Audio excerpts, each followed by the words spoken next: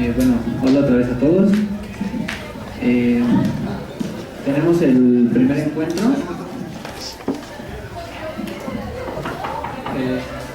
¿Alguien puede abrir?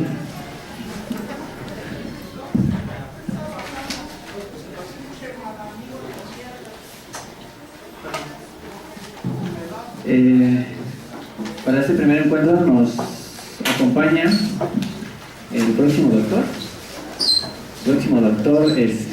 Donovan Hernández Castellanos. Él va a presentar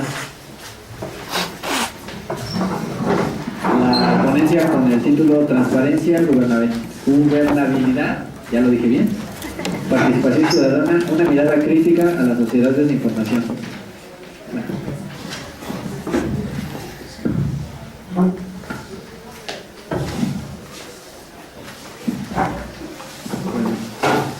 ¿Se escucha? ¿No? ¿Sí? Bueno, pues muchas gracias por la invitación a este encuentro. Más que dar una ponencia, digamos, acabada con ideas concluidas, más bien lo que me gustaría es traerles aquí a discusión unos puntos de trabajo en torno a una cantidad de cuestiones que actualmente me interesa reflexionar. Y yo creo que podríamos sacar algún tipo de discusión colectiva, ¿no? En torno a estas nociones que son un tanto reivindicadas a veces, ¿no? En el discurso público. Se habla de gobernabilidad, se habla de transparencia, se habla de participación ciudadana, de sociedades de la información, como si todos supiéramos de qué se trata exactamente. Y en ese sentido, el tipo de interrogación que voy a tratar de plantear, un poquito haciéndome eco de digamos, el espíritu de esta serie de encuentros, es en torno a una reflexión deconstructiva en torno a estos conceptos, ¿no? Ahorita voy a tratar de especificar en qué sentido hablo de deconstrucción y por qué, entre otras cosas, me gustaría plantear un ejercicio doble de reflexión colectiva. Entonces, bueno, agradezco la hospitalidad, qué bueno que hay mucha gente que me está poniendo nervioso. Entonces, bueno, vamos a empezar. El formato, yo quiero que sea como muy dinámico, ¿no? Si ustedes me dejan, voy a plantear unos cuantos puntos para debatir en torno a estos tres conceptos y en un segundo momento igual podríamos hacer como una especie de retroalimentación, ¿no? De diálogo colectivo entre ustedes, entre todos nosotros escuchándonos. Entonces, bueno, ¿por qué digo que una reflexión doble en torno a estas cuestiones?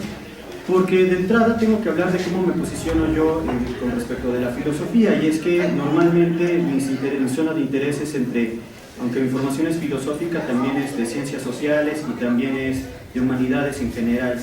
En ese sentido, el tipo doble de trabajo que yo les propongo hacer es, por un lado, una deconstrucción y por el otro lado, una genealogía. Hay que tener muy presente la diferencia entre ambas cuestiones, ¿no? No digo que sean completamente contrarias una a la otra, no es que la deconstrucción sea lo opuesto de la genealogía, sino que más bien hay que apreciar sus diferencias particulares. Cuando yo digo deconstrucción, de inmediato a muchos de ustedes les vendrá el nombre de Jacques Derrida, por ejemplo, ¿no? Este ejercicio que hace Derrida de situarse en el texto para mostrar las aporías del pensamiento metafísico, ¿no? O de las distintas metafísicas que hay en el pensamiento del Occidente. En ese sentido, la deconstrucción no es que derribe nada, más bien muestra lo imposible del pensar, ¿no? Como el pensamiento que se plantea en grandes antinomias, en grandes duplicidades conceptuales, en el fondo se reduce a aporías que la parasitan. Esa es la diferencia de la que habla Derrida, ¿no? La différence.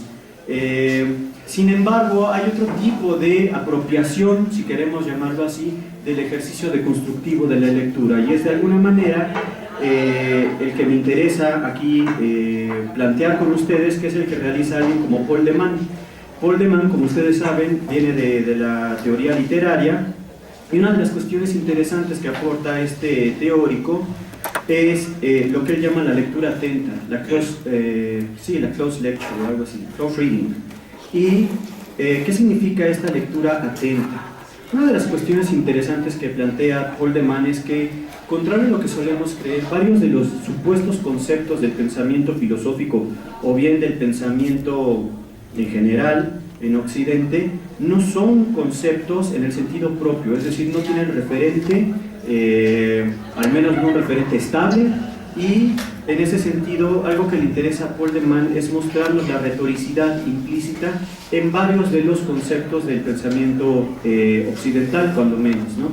¿Qué quiero decir con retoricidad? Bueno, hay que distinguir una cosa, es la retórica como un conjunto de saber, ¿no? Un corpus de análisis y de procedimientos de la producción de discurso, por ejemplo, que podemos rastrear desde la vieja sofística, podemos ver en Quintiliano, podemos ver en Cicerón, que tiene una tradición muy fuerte incluso en el humanismo renacentista, pero eso sería, digamos, un corpus de saber técnico, que sería la retórica. Por otra parte estaría algo que llamaríamos la retoricidad, es decir, el hecho de que es imposible, al menos, que nuestro discurso esté absolutamente regulado por operaciones conceptuales.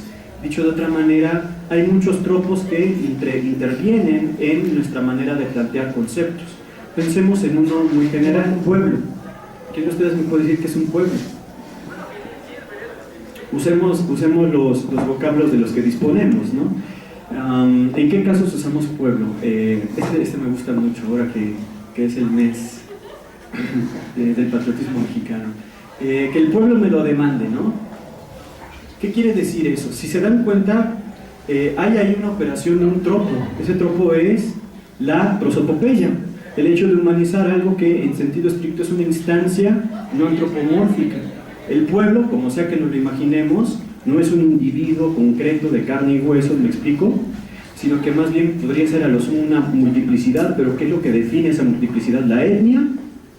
Sería muy difícil pensar que una sola etnia gobierne toda la semántica del pueblo, ¿no? Y si nos ponemos a pensar en todos los mecanismos discursivos que operan en este tipo de nociones, nos daremos cuenta de que muchas de ellas no es que tengan un referente estable, sino que más bien hay luchas en el discurso que estabilizan una semántica dentro de un momento determinado, ¿no? Entonces, ese sería el tipo de lectura deconstructiva que yo quisiera plantear aquí, ver cómo la retoricidad del discurso está trabajando, está parasitando, y es difícil que la podamos anular, si no es que imposible, muchos de los conceptos con los cuales pensamos y entendemos, en este caso, el mundo de la política. Por otra parte, la postura genealógica, evidentemente defendida por gente como Nietzsche o como Foucault, nos mostraría que en vez de partir de conceptos universales, ahistóricos, lo que tendríamos que hacer es ver cómo es que estas nociones se han planteado como un problema. ¿Por qué en un momento determinado se ha decidido que, y quiénes lo han decidido y cómo lo han decidido, que una de las características deseables del poder sería la transparencia? ¿Por qué se ha planteado como un problema el hecho de que las relaciones de poder en un mundo globalizado se conviertan en una gobernabilidad en este sentido, ¿no? Es decir, mostrarnos cómo es que estos conceptos se han planteado como un problema específico en una circunstancia determinada y que puede rastrearse su historia en un plexo de relaciones de poder. Pues bueno, con la diferencia que pueden tener estas dos modalidades de acercamiento, quisiera comenzar a abordar este problema. ¿Qué llamamos sociedades de la información y qué tipo de problemáticas en general comienzan a perfilarse a partir de esta noción? Si pensamos en algunas de las interpretaciones filosóficas sobre el presente, algunas al menos de las más destacables, que son muy estudiadas, podríamos pensar, por ejemplo, en esa aproximación que hace Heidegger a la modernidad, ¿no?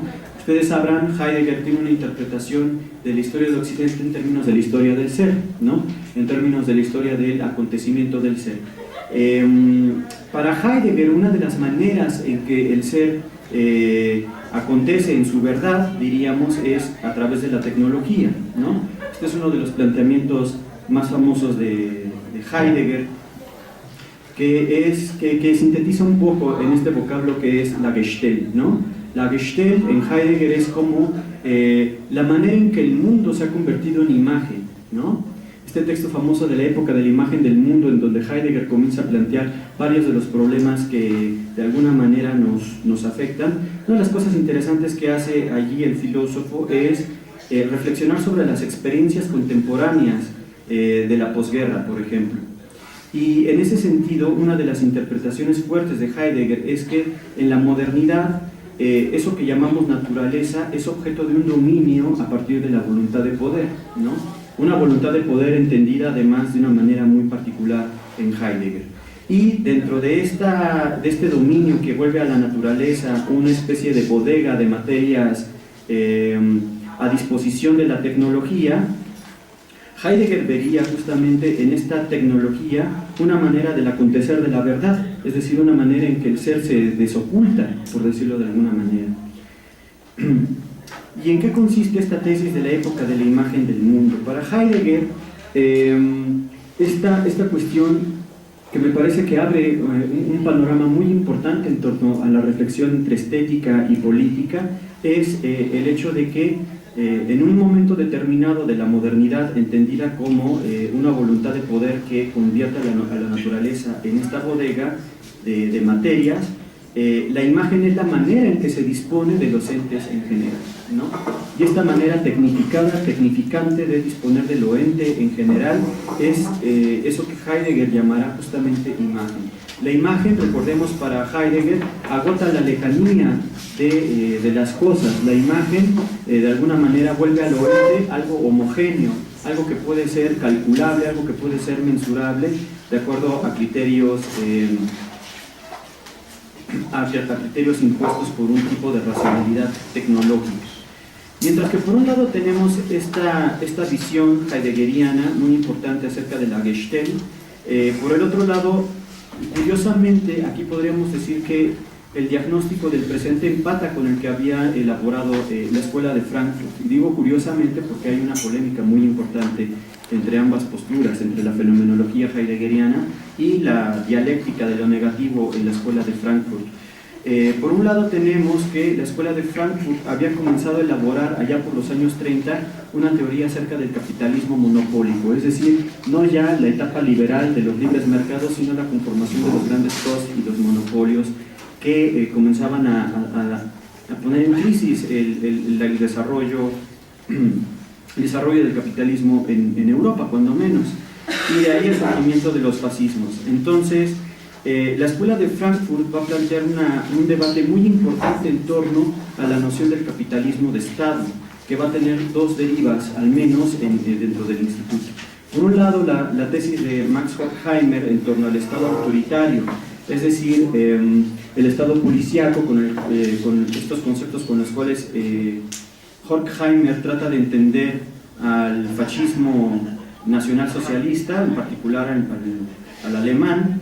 Y por otra parte estaría todo el análisis muy rico que hace Franz Neumann en torno al totalitarismo nazi. ¿En qué consiste básicamente la diferencia entre ambos planteamientos? Por un lado, Max Horkheimer considerará que lo propio del capitalismo monopólico es la formación de estados que asuman la función de realizar la acumulación de capital, y por ende comienzan a imponer su relación de dominio sobre todas las esferas de la realidad social, ¿no?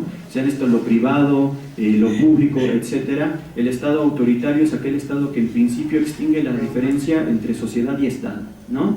La diferencia tradicional entre sociedad y Estado no se sostiene dentro de este tipo de formaciones totalitarias. Por otra parte, Neumann tendrá una tesis un poco más específica en torno al nacionalsocialismo, al cual analizará en términos de un imperialismo racial, en ese sentido estricto, ¿no?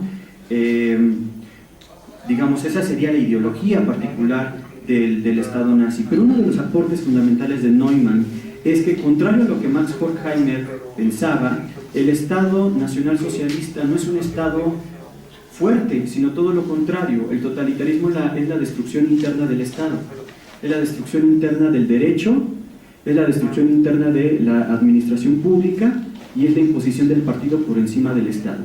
Esa sería para Neumann la característica particular del nacionalsocialismo, y por eso un fenómeno nuevo en sentido estricto. un partido, una agrupación de particulares que se impone por encima de las estructuras universales del Estado, o tendencialmente universales, ¿no?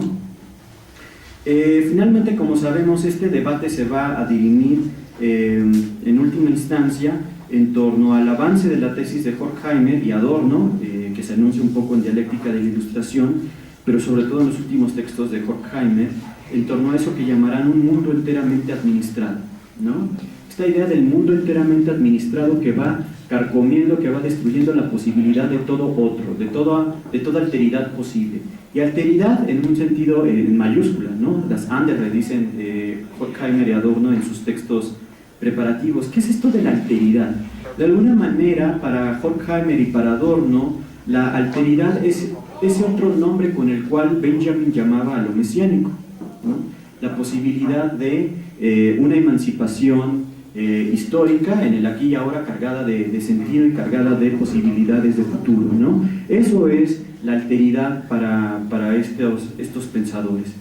¿Y en qué consiste un mundo enteramente administrado? Superando las etapas del capitalismo monopólico de los años 20 y avanzando hacia los 40, de lo que nos damos cuenta es de que esto que ellos llaman el mundo enteramente administrado es lo que muchos otros teóricos llamaron el welfare state, ¿no? El estado de bienestar, que justamente asume funciones de administración de bienes y servicios públicos, pero desde la administración estatal. Es decir, no hay ahí una especie de autonomía de lo social, sino que lo social es incorporado a las estructuras de Estado. Esa asimilación es lo que de alguna manera tanto Horkheimer como Adorno llamarían el mundo enteramente administrado, y es una tendencia que ellos consideraban de alguna manera irremediable en la organización del capitalismo, al menos en Occidente. Entonces, como vemos, hay algunas similitudes. No se trata solamente de una crítica de la racionalidad instrumental, como muchas veces solemos leer a alguien como Horkheimer, sino de un análisis un poco más amplio, ¿no? En torno a esta dimensión histórica, esta dimensión de diagnóstico prospectivo que llaman el mundo enteramente administrado. La gran pregunta aquí, y por eso planteo estas interpretaciones filosóficas del presente, es: ¿vivimos realmente en un mundo enteramente administrado? Lo cual se empata con una tesis también muy famosa de Jacques Rancière, ¿no? En torno a esta famosa división que hace Rancière entre la archipolítica, la postpolítica y la política, ¿no? La archipolítica sería, por ejemplo, en la versión marxista, este conflicto que subyace a las estructuras del Estado y que es una lucha de clases que atraviesa la historia, ¿no?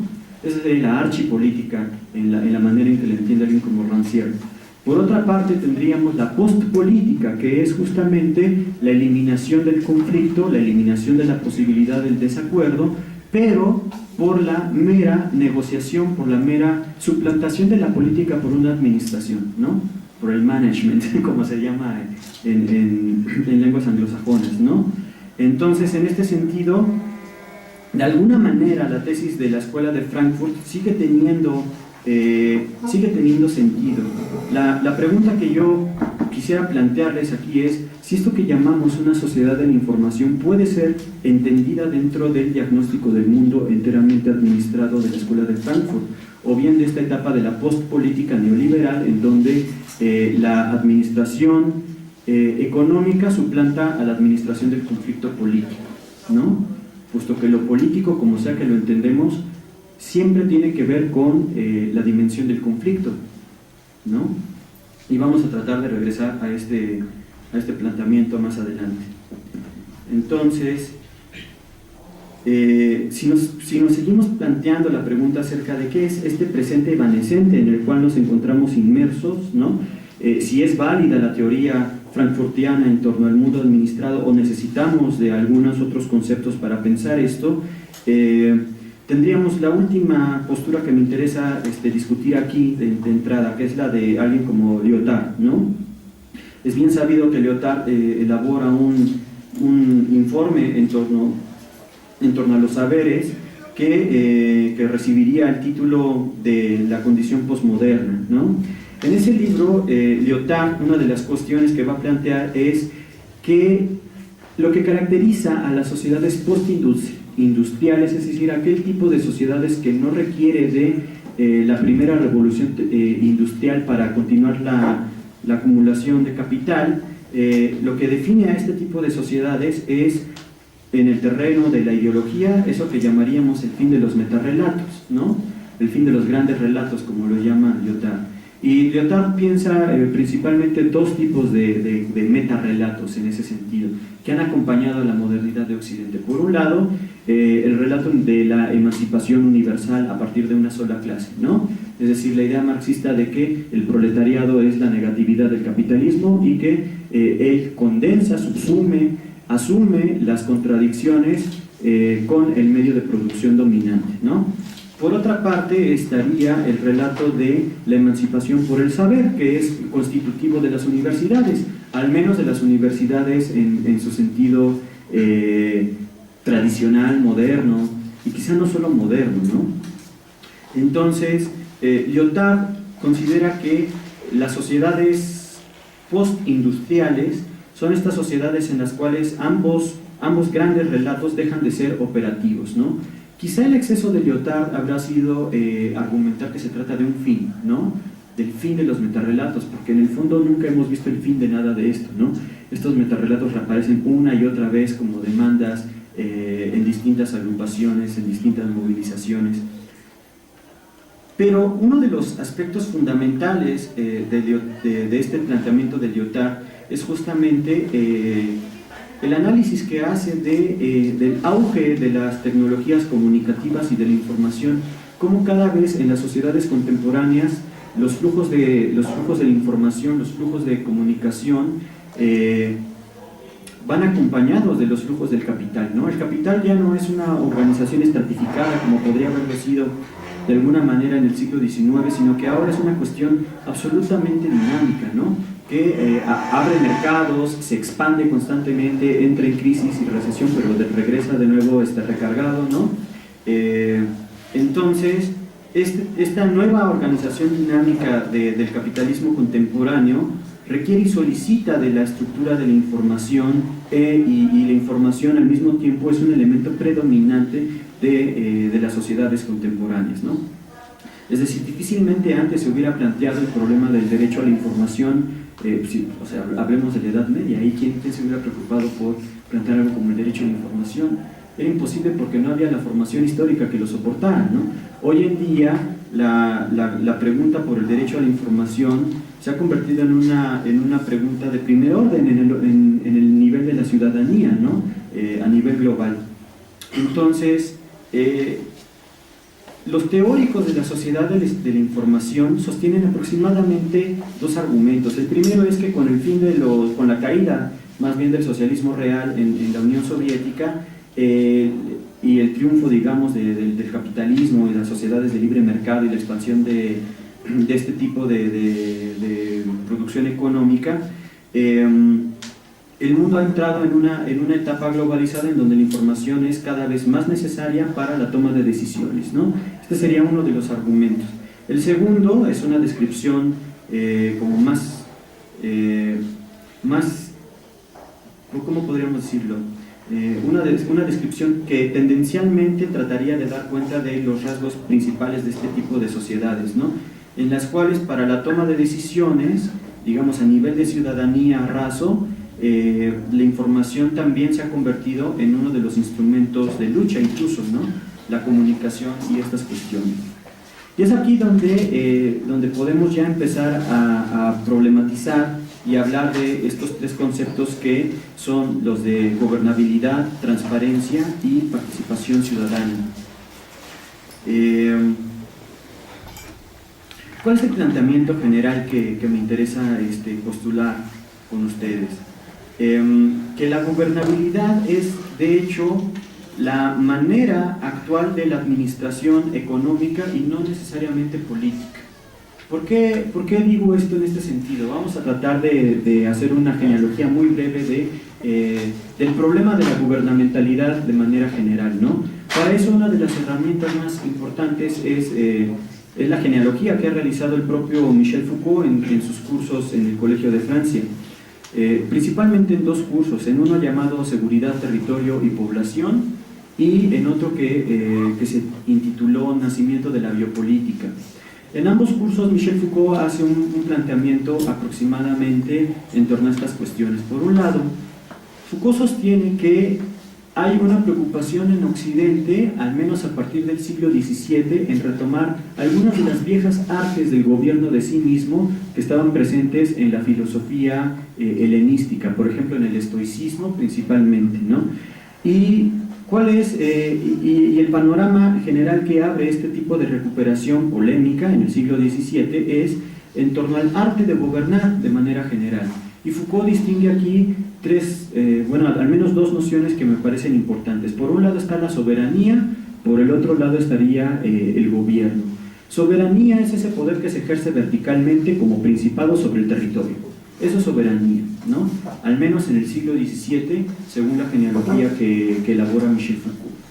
Otra cosa muy distinta es el gobierno, porque el gobierno es un gobierno sobre los hombres, no sobre el territorio.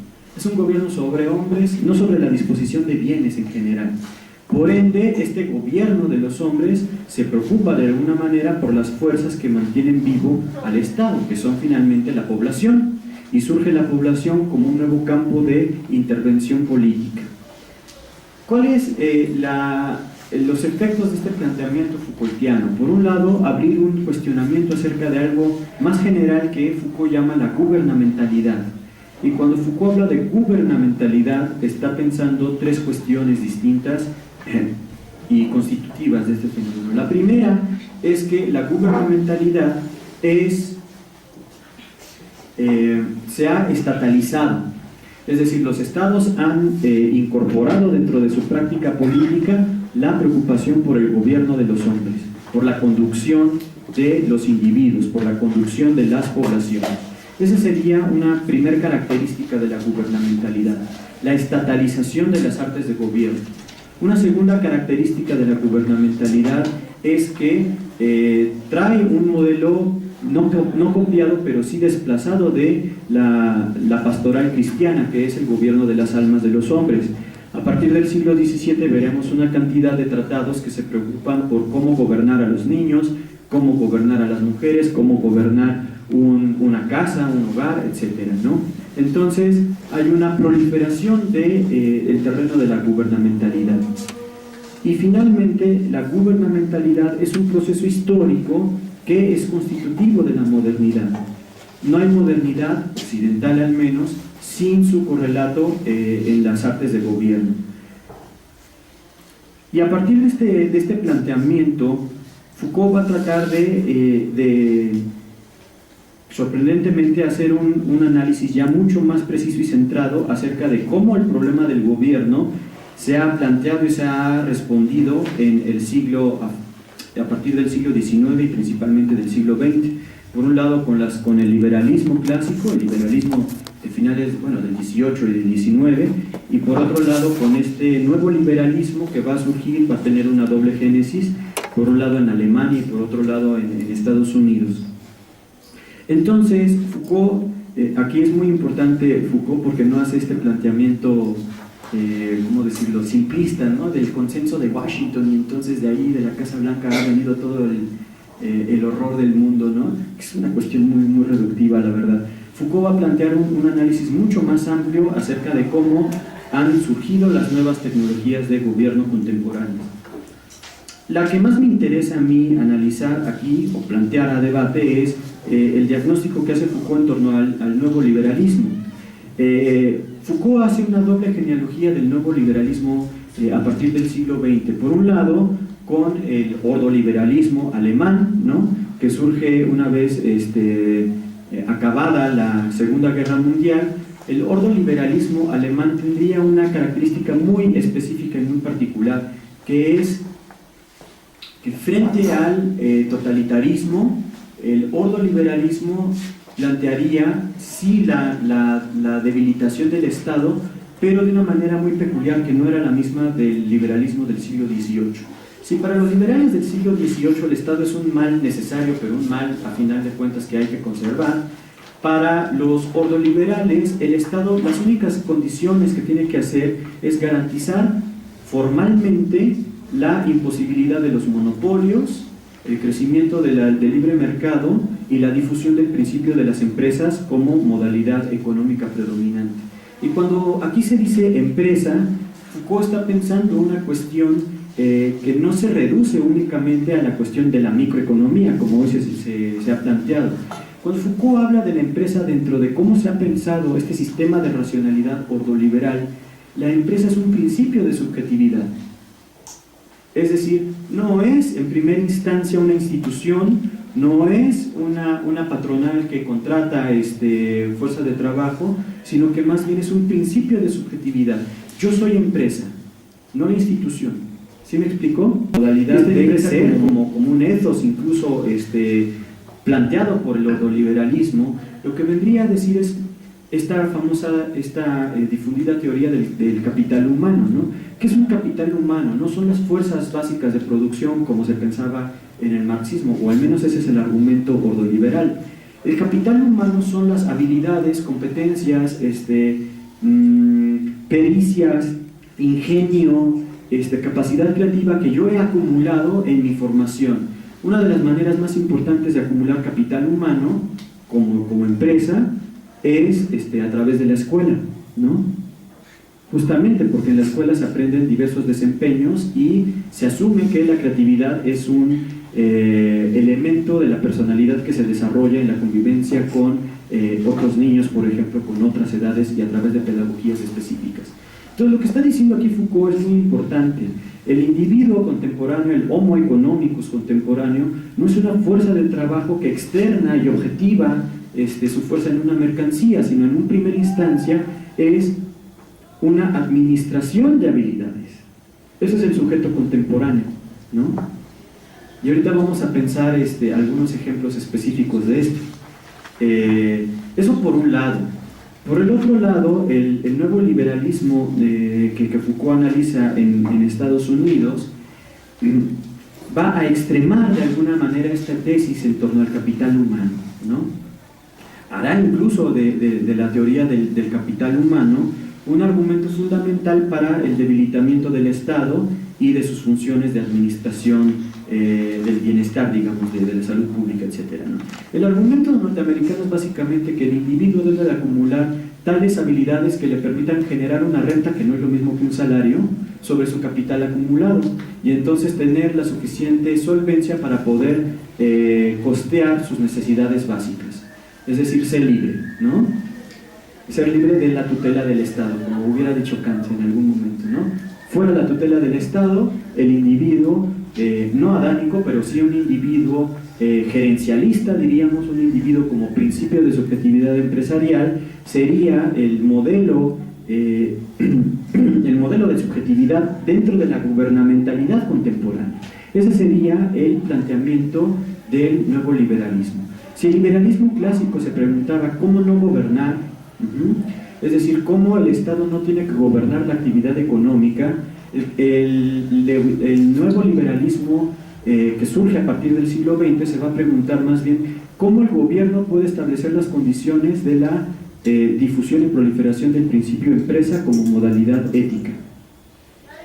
Y entonces tenemos un planteamiento absolutamente distinto, completamente distinto al del liberalismo tradicional. No sé si este planteamiento se alcance a apreciar en sus características principales, ¿no? Si no, lo volveremos a retomar en el debate seguramente.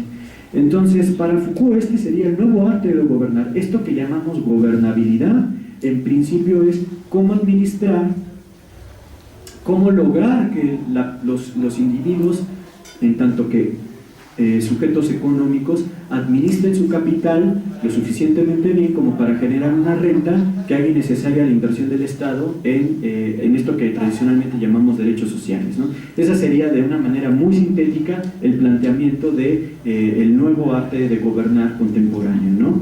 Como se dan cuenta, es un problema muy fundamental que atraviesa la cantidad de situaciones que vivimos, ¿no?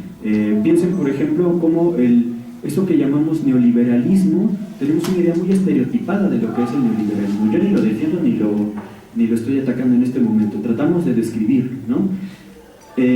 Solemos creer que el neoliberalismo es esta doctrina que rescata a las empresas cuando se están desplomando, ¿no? Ahí tenemos a Estados Unidos rescatando a la General Motors, ¿no? Y decimos, ¿eso es neoliberalismo? Pues no, eso no es neoliberalismo, ¿no? Eso es absolutamente contrario al neoliberalismo, porque la incursión del Estado en el rescate económico, y el Estado lo que tiene que garantizar es que no existan monopolios. Ese sería el argumento del sistema de racionalidad neoliberal, ¿no? O sea, México no es neoliberal, ¿no? En ese sentido, ¿no? En ese sentido específico, ¿sí me explico?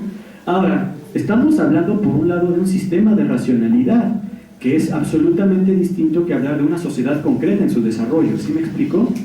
El planteamiento que hace Foucault no es un análisis histórico de cómo se ha desarrollado, cómo se ha implementado el arte de gobernar. El análisis que hace Foucault es en torno a cuál es el tipo de racionalidad que inaugura el nuevo arte de gobernar, ¿no? Ese es el planteamiento que realiza Foucault. Entonces, en este sentido, y a partir de este punto, podemos empezar a criticar la idea que plantea Foucault. ¿Por qué? Porque el planteamiento que hace Foucault es válido únicamente en tanto que entendemos las formas de racionalidad de sociedades, digamos, en planteamientos muy específicos, como serían el alemán y por otro lado el norteamericano. Sin embargo, un teórico de los llamados poscoloniales, ¿no? Un teórico asiático que surge con Ranajit Guha y este estudio de la subalternidad, va a plantear una lectura distinta de las artes de gobierno. Para Partha Chatterjee, este otro autor hindú, una de las características principales de la modernidad postcolonial o de la modernidad de las sociedades que fueron colonizadas, como la India, como México, como América Latina en general, es que la nación no es unívoca ni es homogénea, sino que por el contrario la nación en este tipo de sociedades responde a un tiempo heterogéneo. La nación es una heterotopía, la nación no coincide consigo mismo, sino que más bien está abierta a la diversidad, ¿no? Está abierta a la heterogeneidad. ¿Y en qué sentido esto? Chatterjee critica muy interesante el historicismo del pensamiento moderno, y ahí podríamos incluir a Foucault, de hecho. ¿Por qué el historicismo? Porque el historicismo, como lo entiende Chatterjee, asume que hay un periodo premoderno, un periodo moderno, que principalmente es europeo, ¿no? Entonces, ¿por qué una crítica del historicismo en este sentido? Pensemos en México, los tzotziles no son premodernos, son nuestros contemporáneos, ¿no? Y en ese sentido, la temporalidad que anida, la temporalidad que habita la construcción de la nación en México y en otro tipo de sociedades postcoloniales es justamente la heterogeneidad, una heterogeneidad irremediable, una heterogeneidad que no puede, en principio, reducirse a un grado cero. Y a partir de este planteamiento, Chatterjee va a hacer una crítica al modelo tradicional en el cual se ha entendido la organización política europea.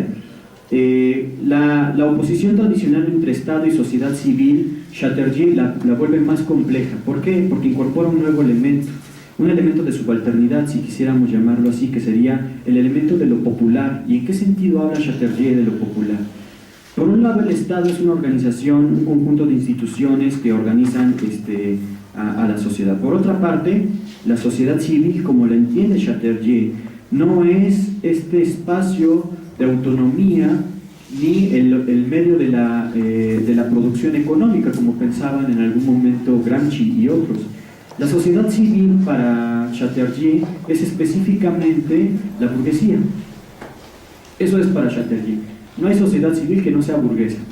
Y todo ese conjunto poblacional que, sin ser proletariado, tampoco es burgués, ese conjunto diluido, ese conjunto que no responde a una única modalidad de organización, sino a múltiples y muy complejas en muchas ocasiones, es lo que él llama lo popular, ¿no? La sociedad civil es un conjunto privilegiado, entonces, de ciudadanos que pueden hacer valer su voz y su voto y que serán escuchados, ¿no? Que es una minoría. Por otra parte, estaría ese conjunto más o menos amorfo que es lo popular. Y el ejemplo que ponía Chatterjee me parece muy interesante porque lo encontramos en muchos lados en México, por ejemplo, ¿no? Él, para poner un ejemplo de lo popular, él analizaba ese tipo de población flotante que, emigrando del campo hacia las ciudades en la India, comenzó a poblar, a colonizar como de una manera muy ¿cómo decirlo?, ilegal en ese sentido, ¿no?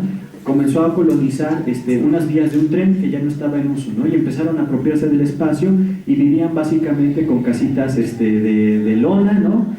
Con cajas y ese tipo de materiales precarios con los cuales muchos núcleos que se movilizan del campo a la ciudad comienzan de alguna manera a poblar. No piensen en el Estado de México, así se formó, ¿no? Justamente como una lluvia de paracaidistas que empezaron a colonizar, ¿no? Entonces ahí lo que tenemos es el fenómeno justamente de la subalternidad, que en este sentido para Partha Chatterjee sería la política de los gobernados.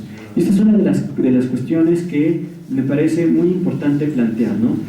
¿Será válido todavía el modelo Foucaultiano que atiende a la racionalidad del nuevo arte de gobierno sin considerar este otro ejemplo de política que, estemos o no de acuerdo, está operando y es funcional dentro de muchas sociedades poscoloniales al menos, ¿no? Ese sería un problema que me gustaría dejar abierto y plantear. Por otra parte, para pasar al siguiente concepto, ya no sé qué hora es, ni si los estoy durmiendo, a ver. El otro concepto es el de transparencia, ¿no? Cuando hablemos de transparencia, el concepto de transparencia está completamente engarzado dentro del sistema de racionalidad que es la gobernabilidad, entendida de la manera en que tratamos de definirla, ¿no? Como administración económica en lugar de mera administración política. Entonces, se asume que la transparencia debe de ser una característica deseable dentro de las sociedades de la información, toda vez que las sociedades de la información, para que los ciudadanos se empoderen y logren hacer oír su voz ante gobiernos o ante organizaciones internacionales de intereses económicos, pues puede hacer valer este atributo de la transparencia dentro de la administración pública, ¿no? Es muy interesante cómo cada vez se impone más la noción de administración pública en lugar de formación política, ¿no? Porque está despolitizando de alguna manera. La administración pública no es administración de conflictos, es administración de recursos, o en última instancia es administración de capitales humanos, por ejemplo, no de conflicto. Entonces, hay un teórico coreano radicado en Alemania que hace un análisis muy importante acerca de las sociedades de la transparencia.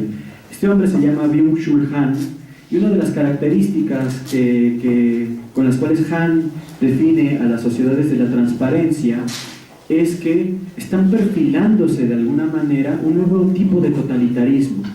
Y claro, a uno le sorprende cuando alguien saca una tesis así de fuerte, ¿no? Como que las sociedades de la transparencia, que son buenas, bellas y verdaderas, ¿no? Que acercan a los ciudadanos a las administraciones públicas, pueden perfilar un tipo de totalitarismo soterrado. Una de las cuestiones que pone a debate Chul Han es que la transparencia no define únicamente un atributo de la administración pública dentro del poder político, sino que más bien se trata de un cambio epocal, ¿no? Nos estamos enfrentando a un nuevo umbral de transición hacia una nueva modalidad histórica, la cual puede ser definida por el concepto de transparencia. ¿Qué es una sociedad de la transparencia? En primera instancia, una sociedad sin alteridad, una sociedad sin un otro con el cual competir en un sentido estricto. Pensemos en cómo interpretamos, más allá de la vieja tesis del choque de civilizaciones, ¿no? Pensemos en cómo interpretamos los conflictos en Medio Oriente, ¿no? Hoy en día, aunque no seamos especialistas en la materia, todos sabemos lo que pasa en Siria, ¿no? Todos sabemos acerca del Estado Islámico, todos sabemos acerca de los conflictos que hay entre Israel y Palestina, la Palestina histórica, y este acercamiento de ese otro, lo que hace en el fondo no es explicarnos mejor cómo es el otro, ni por qué estaba un conflicto en la Palestina histórica, ni por qué surgió una organización como el Estado Islámico. Todo lo contrario, lo que ocurre es que la difusión de la información no equivale a la difusión del conocimiento profundo en torno al mundo en el cual vivimos, ¿no? Todo lo contrario, la información es justamente la proliferación del desconocimiento. La sociedad de la transparencia en ese sentido, para Byung-Chul Han, es la igualación de todo, es la homogeneización ramplona de toda diversidad, ¿no? y se define principalmente por ser una sociedad positiva, porque las sociedades de la transparencia lo que hacen es eliminar toda negatividad, eliminar todo obstáculo que impida la acumulación de capital, eliminar toda la resistencia que pueda haber a, digamos, la proliferación de las tecnologías de comunicación, ¿no? En ese sentido, una sociedad de la transparencia es una sociedad positiva. Este hombre hace una contraposición muy interesante entre lo que era la ilustración y lo que es la metáfora de la transparencia contemporánea. ¿Qué pasa con la metáfora de la ilustración? La razón como un faro que ilumina la oscuridad, ¿no? Que se enfrenta a la negatividad, que es lo oscuro, para apropiarse mediante la transformación de la racionalidad de un conocimiento profundo del mundo, ¿no? Una explicación del mundo que haga innecesaria la tutela sobre los individuos. ¿Qué pasa con la transparencia? La transparencia no ilumina nada. La transparencia atraviesa y vuelve todo justamente transparente. Es una luz que no irradia, es una luz que desnuda, ¿no?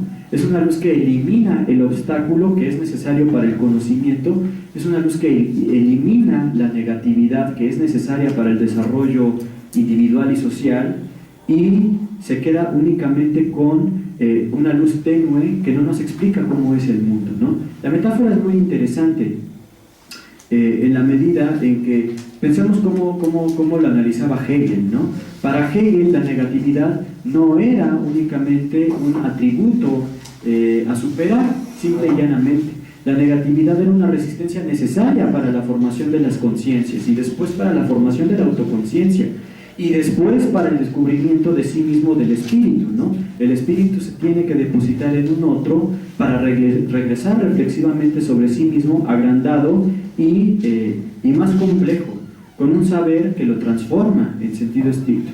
¿Qué pasa con una sociedad ante la cual la negatividad desaparece? Es una sociedad que se pierde el conocimiento, se pierde la resistencia material del mundo, y al mismo tiempo pierde en experiencias fundamentales. Entonces, Hahn hace un análisis muy importante acerca de estos flujos de comunicación, porque define, como les decía, a la sociedad de la transparencia como el infierno de lo igual, ¿no? Y cuando Hahn habla del infierno, está usando una categoría que ya el propio Walter Benjamin usaba en el libro de los pasajes, ¿no? No sé si ustedes recordarán, para Benjamin define la temporalidad del capitalismo como una temporalidad del infierno, porque se trata como de una especie de trabajo de Sísifo que es recursivo y que nunca va a tener ningún fin, porque la acumulación puede prescindir del mundo, pero no de su expansión, ¿no? Eso es justamente lo que hace, ¿no? Entonces, por eso, para Byung-Chul Han, estamos entrando en una etapa en la cual, como otros ya habían dicho, se trata de una sociedad del control, ¿no? En donde las tecnologías de la transparencia, piensen en las redes sociales, ¿no? Piensen en todo este tipo de, no sé, en Instagram, ¿no? Estas tecnologías del Internet, lo que producen no es el fin del panóptico, como lo había entendido Foucault, sino su transformación radical. Foucault había asumido que el poder disciplinario es un poder que tiene una organización centralizada y que se difumina radialmente hacia la periferia. Hahn lo que va a defender es que justamente se ha eliminado este panóptico en perspectiva que tenía Foucault. Ya no hay una administración centralizada, todos somos los vigilantes de todos, ¿no? La vigilancia se ha democratizado sin democratizarse el poder político, ¿me explico? Y esta sería una de las características de la sociedad de la transparencia, ¿no? Y otra característica sería justamente el desnudamiento de la privacidad, justo, ¿no? La eliminación de la privacidad, que es un núcleo fundamental del sujeto. No puede haber un sujeto que se forme de una manera consistente, sólida, sin ese espacio ubicuo a la mirada del otro que es la privacidad. Es más, la sociedad de la transparencia destruye la confianza. Si yo sé en cada momento cuándo te conectas, qué estás haciendo, qué comiste, ¿no? Si me enseñas hasta tus costillas en Instagram, ¿no? Las costillas que te operaste como esa cantante pop de cuyo nombre no me puedo acordar, ¿no?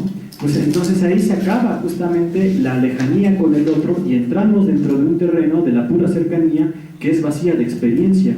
Es un empobrecimiento radical de la experiencia esa, ¿no? Y con el empobrecimiento de la experiencia viene también el vaciamiento del sujeto, justamente, ¿no? Esa es la anulación del sujeto en sentido estricto. Entonces, ya para concluir, digamos, quisiera pasar a esta cuestión de la participación ciudadana. Solamente voy a defender un punto aquí. Dentro de la lógica que hemos argumentado, ¿no? Dentro de la gobernabilidad entendida como Foucault la plantea, dentro de esta crítica que se le hace a la transparencia, ¿qué pasa con la participación ciudadana? La participación ciudadana suele entendérsela de la siguiente forma. Suele entendérsela como la inserción de la sociedad civil dentro de la administración pública o el apoyo de la sociedad civil a la administración pública, ¿no? Es decir, la sociedad puede plantear políticas públicas que el Estado ha de operativizar, ¿no? Sin embargo, esa idea de participación ciudadana es justamente una idea muy pobre. A mi juicio, y esta es la tesis polémica que me gustaría defender y discutir con ustedes, la participación ciudadana solamente tiene su verdad si invertimos los términos, en el sentido de que no hay ciudadanía sin participación. Esa es la verdad dialéctica de la noción de participación ciudadana, ¿no? No es la inserción de lo social, la pérdida de autonomía de lo social dentro de las estructuras de Estado. Es justamente el hecho de que tenemos que empezar a pensar a la ciudadanía como una pragmática, es decir, como un conjunto de prácticas dentro del orden político, es decir, dentro del orden de la organización y administración del conflicto político, como condición del ejercicio de poder político. En este sentido, a pesar de la crítica que hace Shulhan a las sociedades de la transparencia, creo que hay una lucha que todavía no se ha dado del todo, al menos en una sociedad como México, que es justamente la de, bueno, Boaventura de Sousa había dicho la democratización del Estado. El Estado se ha democratizado en cierto sentido, no en todos, pero en cierto sentido, porque como define muy bien Aníbal Quijano, una de las condiciones para la formación de las naciones contemporáneas, poscoloniales, es justamente la democratización hasta cierto punto del Estado y la descolonización de la sociedad, ¿no? México lo ha logrado hasta cierto punto, pero hay un punto que no está del todo claro, y es justamente cómo puede haber un mayor control ciudadano sobre el poder político. Yo creo que ese es uno de los debates más importantes en el México contemporáneo, ¿no? Pues bueno, les doy la palabra de vuelta.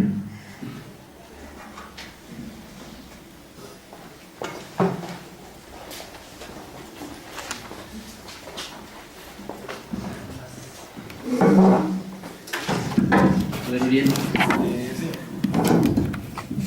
Digamos, entonces sería como replantear entonces la subjetividad de la ciudadanía, digamos, teniendo como ciertos ejercicios, ¿no? Tanto políticos, administrativos y demás, ¿no?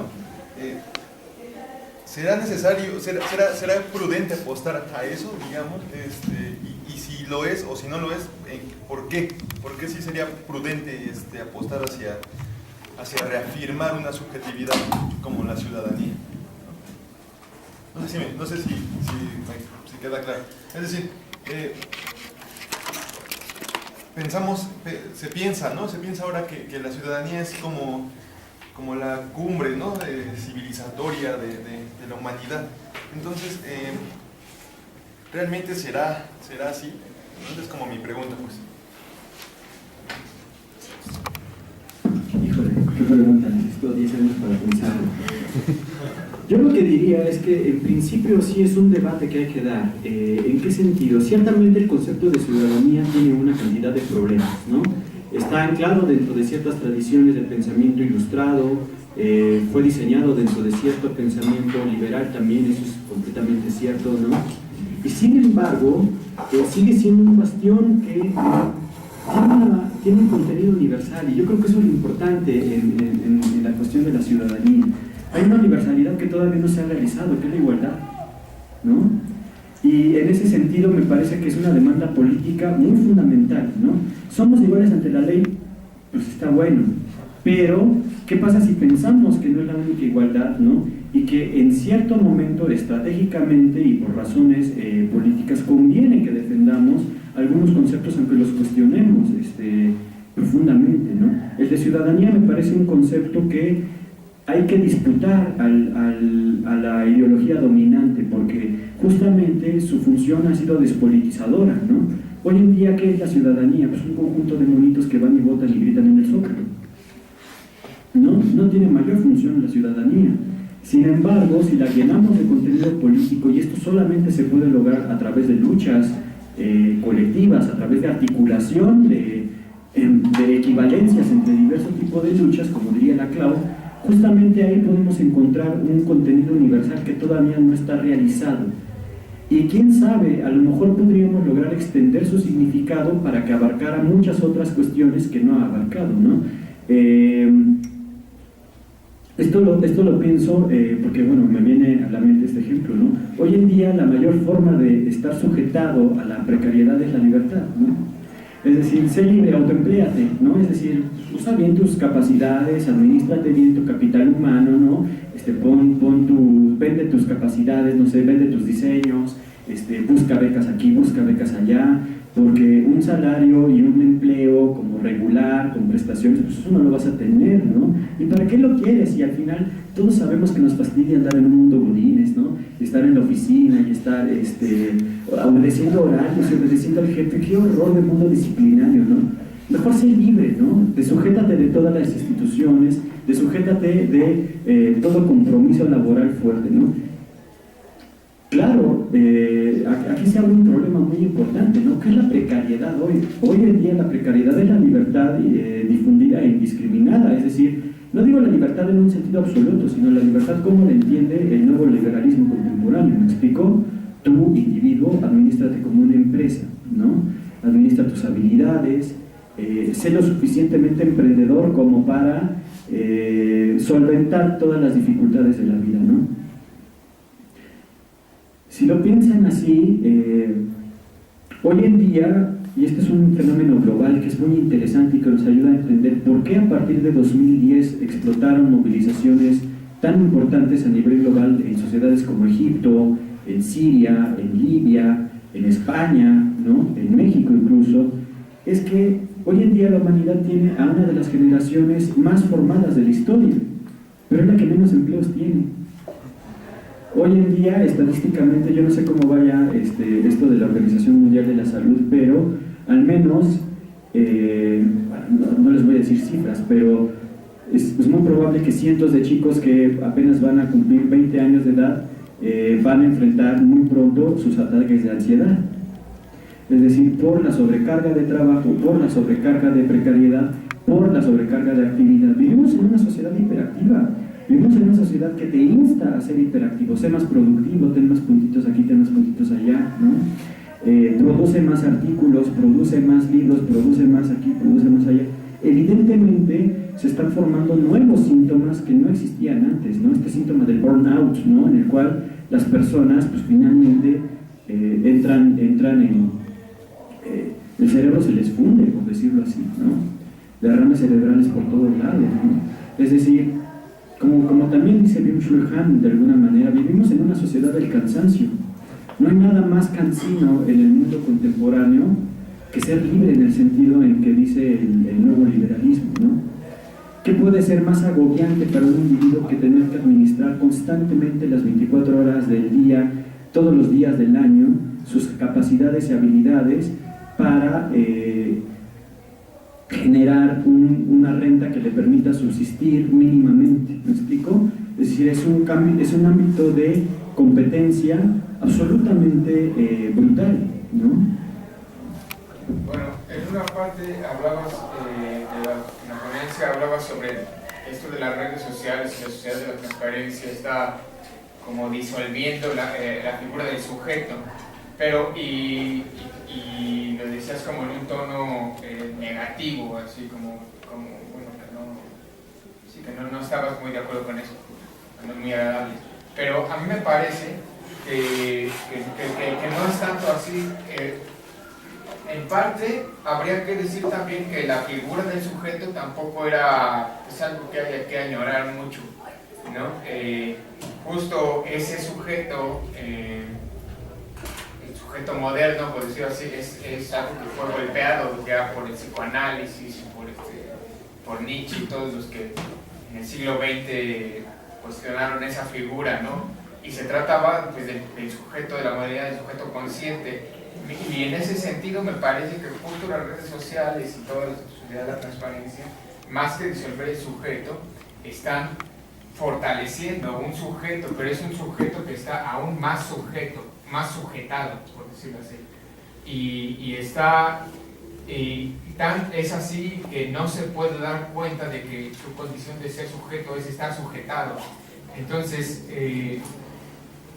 a mí me parece que justamente en lugar de, ojalá, digamos, rompieran con la figura del sujeto, me parece que más lo que están haciendo, no sé qué piensas, es fortalecer esa figura del sujeto que piensa que tiene control sobre lo que pone o lo que no pone en Facebook o en las redes sociales, que tiene control sobre quién autodescribirse, ¿no? Decir, yo soy así, bla, bla, bla, ¿no?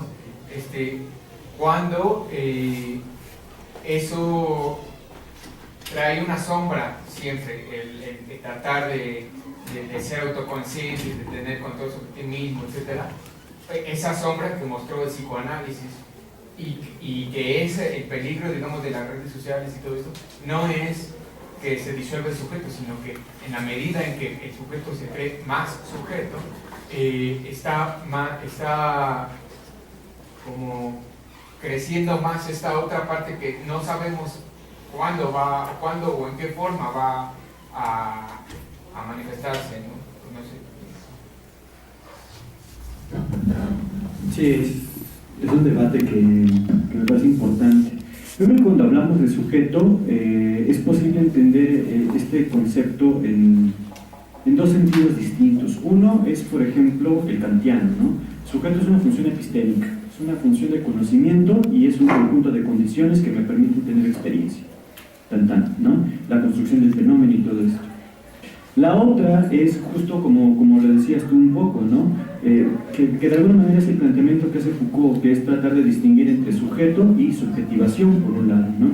Sujeto es estar sujetado a una relación de poder, ¿no? Y una relación de poder no siempre es dominio, también el poder incentiva placer, ¿no? También el poder nos permite entrar en zonas de disfrute. Dicho de otra manera, no habría poder si no hubiera libertad, ¿no? Así como se ejerce el poder, también se ejerce la libertad y se puede haber resistencia, ¿no? Es una de las cuestiones importantes que plantea Foucault. Pero por otra parte, hablamos de subjetivación cuando tratamos de dar cuenta de la manera en que los individuos tratan de tener sobre sí mismos cierto ejercicio, ¿no? Cierto ejercicio de autogobierno, por ejemplo, como en la ética griega clásica, ¿no? O cierto ejercicio de cuidado de sí, ¿no? Como en el pensamiento helenístico y todo esto que analiza Foucault de una manera muy importante. Y qué bueno que lo mencionas, cuando yo dije la eliminación del sujeto, usé el concepto de manera muy rápida, ¿no? Como tratando de economizar, pero se tiene que discutir. ¿Qué pasa con el sujeto contemporáneo? ¿A qué está sujeto? A la libertad, ¿no? Es decir, hay una fantasía social que nos... creo que este es el error que cometen teóricos como Lipovetsky, por ejemplo, ¿no? Lipovetsky diría que hoy en día tenemos un hiperindividualismo, ¿no? No la muerte del individuo, sino más bien la exacerbación del individualismo. Hoy en día todo es objeto de mi elección individual, ¿no? Desde qué shampoo voy a usar hasta qué religión voy a creer, ¿no? Y si soy vegano o me gusta defender a los animales y voy y cierro la tienda de mascotas, etcétera, ¿no? Es decir, como que todo se plantea como un conjunto de elecciones voluntariosas, ¿no? Sin embargo, yo creo que el problema de Lipovetsky es que sigue sin ver que en el fondo también son operaciones de mercado. Es decir, cuando en Facebook yo creo que digo lo que yo pienso, en el fondo estoy contestando a una encuesta que está absolutamente regulada por leyes del mercado y cuyos principios y cuyos fines me son oscuros para mí. Es decir, el mundo no es más claro para mí hoy en día. Puedo tener mucha tecnología, la que quiera, puedo tener toda la información del mundo, pero eso no me va a permitir procesar la información y convertirla en conocimiento, porque el conocimiento en principio requiere de narrativa, Y la narrativa es el demorarse reflexivamente, ¿no?, en la construcción del hecho, ¿me explico?, en las implicaciones del hecho. Hoy en día, curiosamente, tenemos un mundo en donde puede haber una novela en Twitter, pero ya no tenemos narrativas, ¿no? Entonces, este mundo que nos contamos, que es el mundo que nos permite vivir, es el habitar, como hubiera dicho Heidegger, de alguna manera ese habitar en el cual el individuo logra construirse con los otros, siempre en conjunto con los otros, porque nunca es que yo me construya solito y Dios sabrá qué pase ahí, ¿no? El sujeto, para ser sujeto, y esto es algo que mostró también el psicoanálisis, ¿no? Es una lectura que propongo aquí. Para ser sujeto se necesita de no ser transparente para sí mismo. Hay siempre algo que voy a desconocer de mí, y es ese algo que yo desconozco de mí lo que me permite tener seducción con el otro, en una relación erótica, por ejemplo, ¿no? La seducción no es que el otro te coquetee, ¿no? Seducción es cuando hay algo en el otro que él mismo desconoce, que es lo que te trae. Es ese secreto, ese núcleo que va a requerir de ser narrado constantemente, que requiere de la imaginación y de la fantasía, lo que permite que exista y subsista una relación erótica en el sentido estricto, ¿no? ¿Qué pasa con una sociedad que es absoluta transparencia y absoluta desvelación, ¿no? Vean ahora, en la proliferación del consumo de la pornografía hay una extinción del eros, ¿no? ¿Por qué? Porque el cuerpo desnudo siempre va a carecer de algo que es ese ocultamiento que es la belleza. La belleza no es lo que oculta o lo que es ocultado, es el acto de ocultar algo, ¿no? Así es como la definía Benjamin de alguna manera, ¿no? Entonces, en esta sociedad post-aurática también nos enfrentamos a una cantidad de circunstancias en las cuales distintos aspectos de la vida cotidiana, el sujeto entendido de esta manera, como lo no igual a sí mismo, como lo oblicuo para sí, están siendo de alguna manera empobrecidas y algunas canceladas, ¿no? Sí, en ese sentido.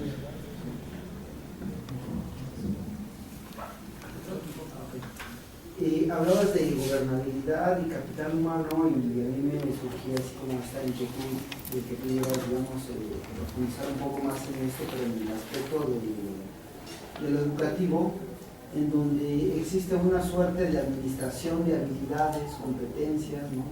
Porque es un lenguaje, digamos, que está como muy permeado en la educación. Y entonces hace mucho sentido con lo que tú estás, digamos, exponiendo sobre esta administración de habilidades, ¿no? ¿Cuál sería como el horizonte para salir como de ese círculo en donde aparentemente ahorita no se vislumbra ninguna salida? Qué pregunta más importante, ¿no? Es la pregunta siempre de cuáles son nuestras opciones, ¿no? Yo creo que la crítica que se le ha hecho a este tipo de educación incurre en dos estereotipos muy pronunciados. Por un lado, la defensa a ultranza del humanismo, como si el humanismo no hubiera sido colonial, por ejemplo, ¿no? Como si no tuviera un pasado negro que pudiéramos ir extirpando, ¿no? Por otra parte, hay una estereotipación negativa de este tipo de educación que sería, pues es que es una educación tecnócrata, ¿no? Yo creo que ambos planteamientos fallan en lo fundamental, en que se trata de un nuevo sistema de racionalidad que hay que comprender en su positividad, ¿no?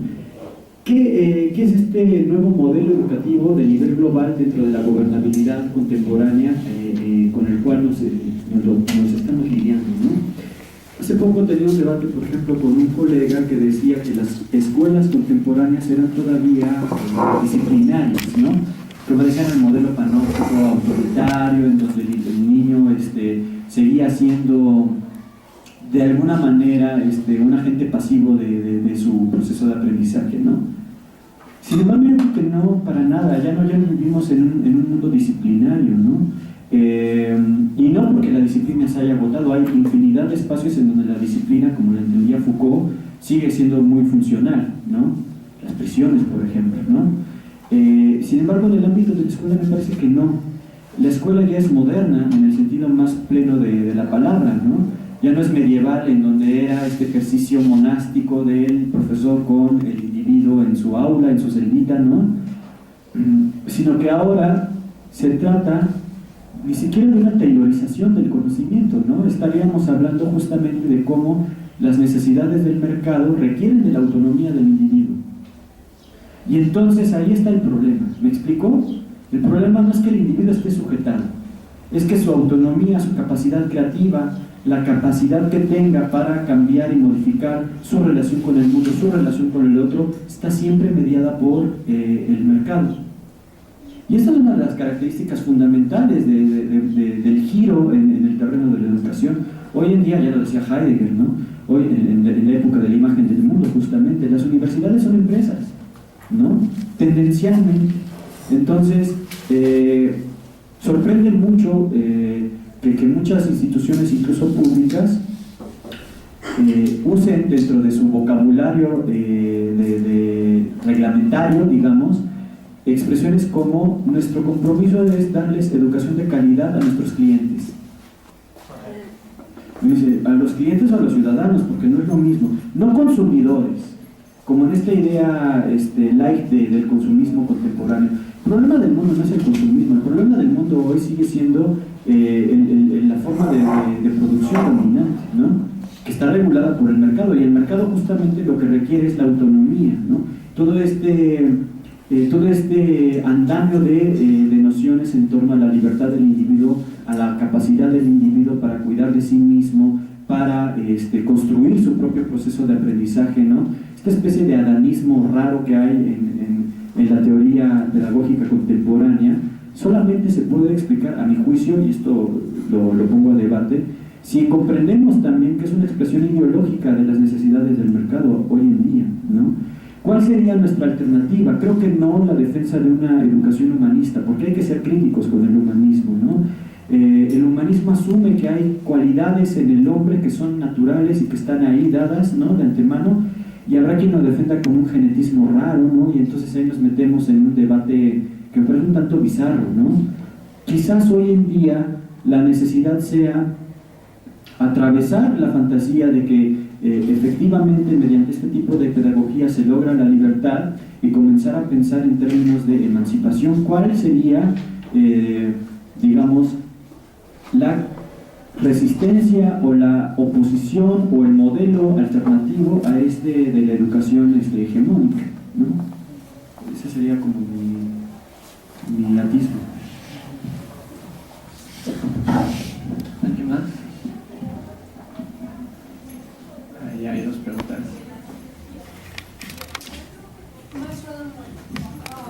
Cuando trabaja usted de la empresa en un contexto subjetivo, no institucional, se refería a un planteamiento ideológico, porque la empresa junto con el Estado van caminando paralelamente. Incluso hoy en día ya no podemos ver si hay una diferenciación en estos dos grandes conceptos, que de acuerdo con Marx decía que, bueno, que la empresa es el instrumento por el cual el Estado, sus instituciones, el poder, la burguesía explotan al trabajador, lo llevan a un aniquilamiento total. Incluso hoy en día estamos viendo que ese modelo neoliberal está llevando al aniquilamiento, no solamente desde el punto de vista individual, sino desde el punto de vista colectivo, de ese ser económico que es quien produce los bienes y servicios para más o menos mantener este proceso económico, político, social de las instituciones en su conjunto. Me gustaría que me aclarara un poco más esa cuestión de la empresa en un contexto subjetivo. Gracias por la pregunta, ¿no? Es muy importante este requerimiento de lo específico, ¿no?, que hacen. Efectivamente, el concepto de empresa se usa de distintas maneras, ¿no? Una empresa es, por ejemplo, una organización que surge a partir de cierto tipo de inversión de capitales, ¿no?, en donde se establece la jerarquización, el organigrama y tal, ¿no?, entre el empresario, los empleados, etcétera, y todas las funciones que cumple y asume para satisfacción de los bienes y todo esto que sabemos, ¿no? Sin embargo, y sin desmentir esto, cuando Foucault hace un estudio del concepto de empresa, justo lo que plantea de novedoso dentro del surgimiento del liberalismo contemporáneo, del nuevo liberalismo, es que la cuestión de la empresa no es solamente este tipo de institución mercantil, ¿no? Que lo es, efectivamente, pero también tiene un nuevo requerimiento, ¿no? Es decir, cuando digo que la empresa es un principio subjetivo, no estoy diciendo que sea de un individuo, sino que es la forma de socializar de los individuos en general. ¿Me explico? En el sentido de que hoy en día se asume que el individuo se tiene que comportar con respecto a sí mismo como si fuera una empresa. Es decir, administrar sus capacidades, administrar sus inversiones, administrar su capital, acumularlo, para que este capital que él tiene, que son conocimientos, que son habilidades, que es creatividad, no va y se lo vende al empleador, sino que le genera, esta es la teoría, ¿no?, que Foucault analiza, le genera una renta sobre sus propias habilidades, ¿no? Por eso es que la cuestión de la empresa, tal como la analiza Foucault, y esto es muy interesante, nos da cuenta de que la empresa no es solamente una organización objetiva, efectivamente, de las relaciones de producción materiales, que lo es también una organización subjetiva de la manera en la cual los individuos son socializados. ¿Me explico? Y esta sería el doble carácter de la empresa que Foucault pone un poco sobre la mesa, ¿no? Y esto es importante porque si lo pensamos hoy en día, todo esto que decía, ¿no?, acerca del cansancio de los jóvenes y todo esto que suena como un pronóstico del fin de los tiempos, pues no es un pronóstico del fin de los tiempos, no es, de hecho, la condición básica de cualquier individuo que está en nuestro promedio de edad, ¿no?, incluso mayores, ¿me explico? En el sentido de que hoy en día somos educados para administrar nuestras habilidades frente a un mundo con un mercado laboral que no ofrece estabilidades o condiciones de estabilidad y seguridad social, por ejemplo, ¿no?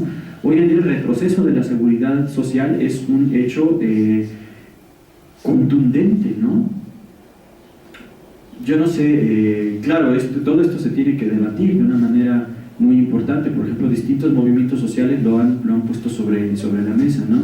Piensen en los indignados de España, ¿no? Una de las características fundamentales de este tipo de protesta, muy ingeniosa y todo, fue justamente poner sobre la mesa la cuestión de la precariedad, ¿no? Muchos hablaron del precariado, ¿no?, yéndose con la finta de que era como una nueva clase social, una subclase social que estaba ahí emergiendo, ¿no? Yo lo veo muy difícil, ¿no?, porque si hay un precariado, pues nunca va a tener las condiciones de fuerza para echar atrás su condición de precariedad, ¿no? En ese sentido yo creo que no hay que irnos tanto con ese tipo de fintas teóricas, ¿no?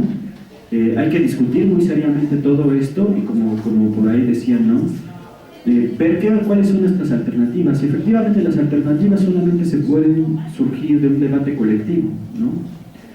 Yo creo que lo importante de la filosofía, y esa es la apuesta que aquí dejo, es que vuelva nuestra relación con el mundo algo imposible, ¿no?, que haga que nuestra relación con el gobierno sea imposible, que haga que nuestra relación con la transparencia sea imposible, que haga que nuestra relación con la participación ciudadana convencionalmente entendida sea imposible. Solamente a partir de ese momento podemos empezar a dar cuenta de posibilidades nuevas, de necesidad de inventar algo distinto, ¿no? Echar en marcha esa imaginación política que yo creo que en el mundo de hoy en día hace falta, ¿no? Si nos encontramos, nos desarrollamos dentro de una sociedad donde todo se calcula, donde todo se administra, donde todo al mismo tiempo deja de ser oculto, ¿qué implicaciones éticas o implicaciones morales, éticas y políticas se van a establecer entre las relaciones de los individuos que pululen y se relacionen entre sí? Es decir, ¿qué nuevas o qué tipo de relaciones subjetivas se comienzan a establecer ya siguiendo esas lógicas que acabas de describir? ¿Y qué metarrelatos son los que predominan en este momento? Oh, qué pregunta más buena, ¿no? Yo creo que efectivamente en las sociedades contemporáneas hay metarrelatos y uno de ellos es el de la transparencia, ¿no? Esto de transparencia me parece es el gran metarrelato. Piensen ustedes en todo lo que fueron las utopías de la emergencia del Internet, ¿no? Con el Internet vamos a tener un mundo más conectado y más comprensivo con él, ¿no? Es decir, vamos a tener democratización de verdad del conocimiento, vamos a tener condiciones de igualdad de todos con todos. Eso es absolutamente una mentira, ¿no? Ese es un efecto ideológico en ese sentido, ¿no? Yo no veo mayor tolerancia en las redes sociales, ¿no? Yo veo más bien el afán de agredir al otro como de inmediato, ¿no? Si uno dice, bueno, hoy me desayuné unos huevos con jamón, alguien va a poner, ¿y a mí qué me importa? ¿No? Y dice, bueno, ¿por qué la necesidad de esa agresión? ¿Me explico? La democratización de la información sin duda es una lucha muy importante, pero tiene que ir acompañada con una cantidad de recursos narrativos que le permitan a los individuos procesar todo eso en experiencia, ¿no? Esta pregunta que tú haces es muy interesante, ¿no? ¿Cuál es la nueva subjetividad en el mundo de hoy? El cansancio, ¿no? La subjetividad de hoy en día es el cansancio, el cansancio extremo, ¿no? El hecho de que frente a la precariedad los individuos responden con una hiperactividad, y esa hiperactividad lo que hace es que el sujeto se consuma a sí mismo, ¿no? Es decir, es una especie de autodestrucción, es como una pulsión de muerte trabajando ahí muy fuerte, ¿no? Y en ese sentido ¿qué opuestas éticas habría hoy en día? Fíjense, hay un psicoanalista que se llama Gerard Bachmann, que tiene un libro llamado El Ojo Absoluto, y uno de los planteamientos interesantes que hace este hombre es que quizás hoy en día una batalla fundamental ética sería el derecho al secreto. El derecho a no ser visible, por ejemplo, ¿no? Frente a la demanda de yo quiero ser visible para que se escuchen mis demandas, que eso tiene un sentido y tiene una necesidad evidentemente política en algunos contextos, tal vez en un sentido ético, no político, en un sentido ético también sería importante el derecho al secreto, ¿no?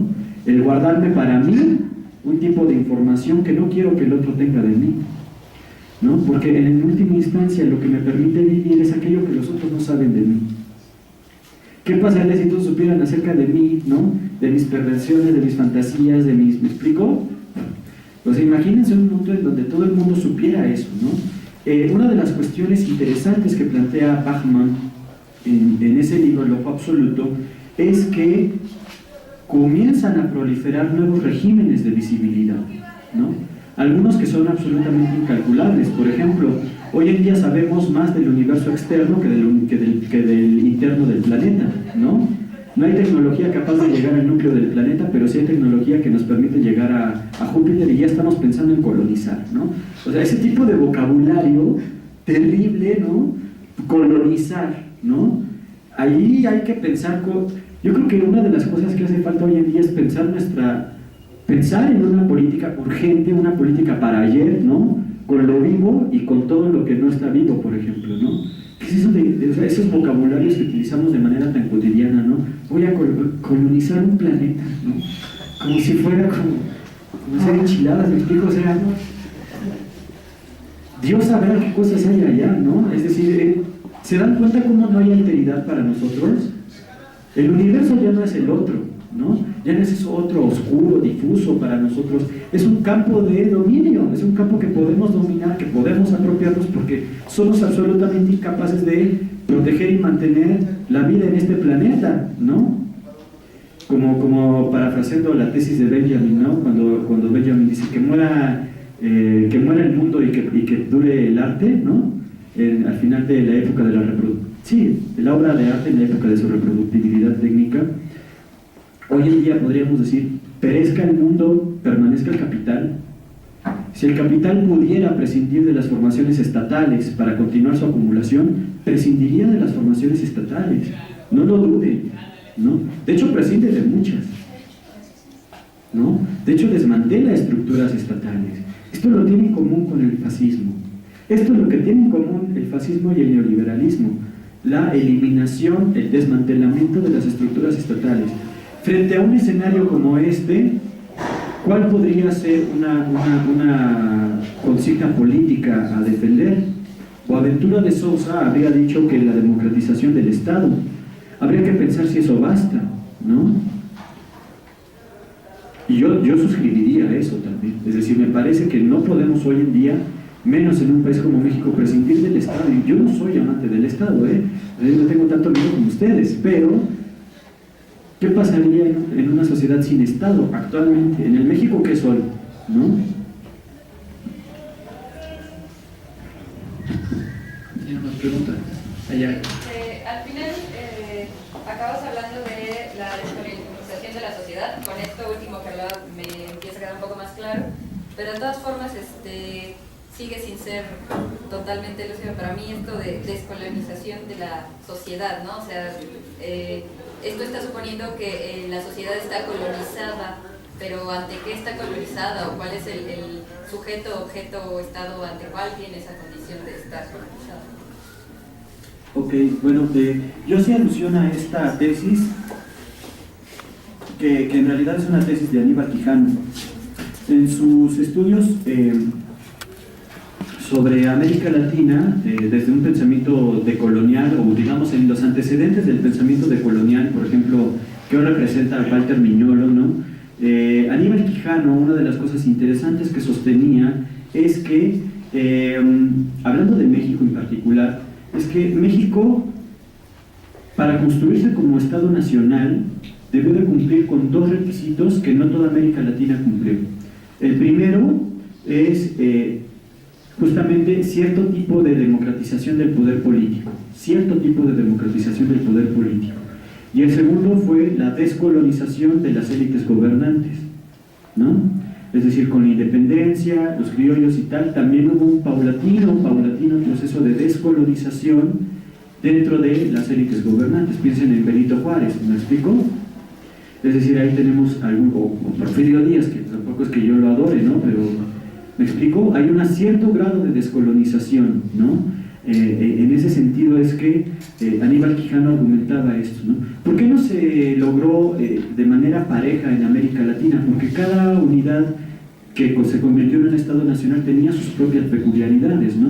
El Uruguay no se descolonizó tan rápidamente, Argentina todo lo contrario, ¿no? Se colonizó con habitantes europeos, por ejemplo, forma parte de la historia de la Argentina, por ejemplo, ¿no? Sin decir que esté bien o mal, es decir, es una descripción de un estado de cosas, ¿no? Es en ese sentido que es cierto que en México hasta cierto punto hubo una descolonización del poder. Habría que preguntarnos si se mantiene, ¿no? Es decir, si no hay como diría la escuela de Frankfurt, si no hay un peligro de regresión en ese sentido, ¿no? Es decir, ninguna conquista histórica es duradera y para siempre, ¿no? Siempre está el peligro de la regresión, incluso por formas no directas de dominación, ¿no? En eso consistió toda la teoría de la dependencia, ¿no? En América Latina entre los años 70, ¿no? 60, 70, ¿no? De que no había un colonialismo de ocupación, pero sí había una dependencia colonial de mercados, ¿no? Habría que pensar si actualmente nos enfrentamos a un proceso de ese tipo, ¿no? Porque como sea que lo pensemos, definitivamente hay ciertos fenómenos que son recurrentes en esta historia, ¿no? En esta historia postcolonial. Por ejemplo, varios de los centros actuales de, digamos, geopolíticamente operativos, la Unión Europea, pues tienen un pasado colonial que no está tan pasado, ¿no?